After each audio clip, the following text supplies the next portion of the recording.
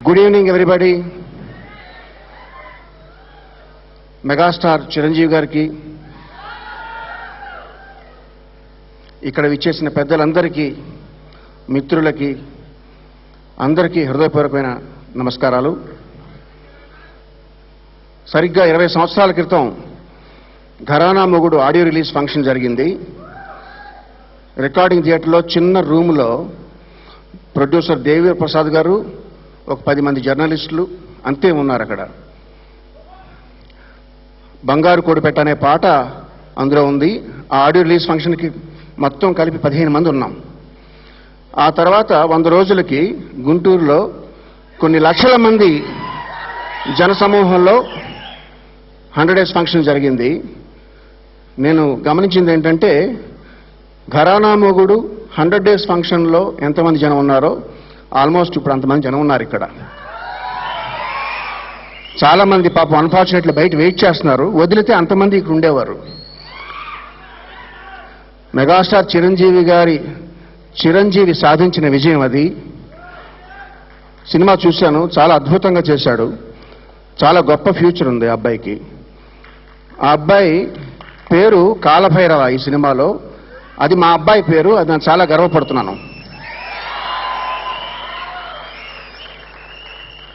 ఇక నా సొంత తమ్ముడైనటువంటి రాజమౌళి, తను నేను పొగడకూడదు, తను నాకన్నా చిన్నవాడు, కానీ తను సాధించిన పేరు తను అందరూ పొగుడుతుంటే ఒక అన్నగా చాలా ఆనందంగా ఉంది.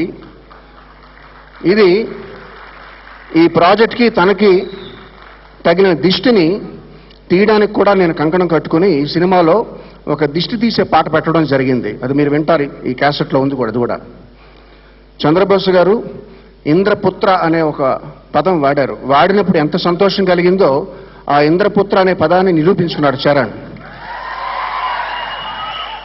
ఇక అరవింద్ గారు ఫస్ట్ సినిమాకి మ్యూజిక్ చేయమని అడిగినప్పుడు సాధారణంగా ప్రొడ్యూసర్లు అందరిలాగే ఆయన కూడా కొంచెం చక్కగా మాట్లాడి కొంచెం తక్కువలో చేయండి అని చెప్పి, తర్వాత ఈ రోజు వరకు కూడా ఎప్పుడూ కూడా కీరవాణి గారు కొంచెం చూసుకోండి ఎక్కువ అవుతుందని ఎప్పుడు ఏ ఫోన్ నాకు చేయలేదు.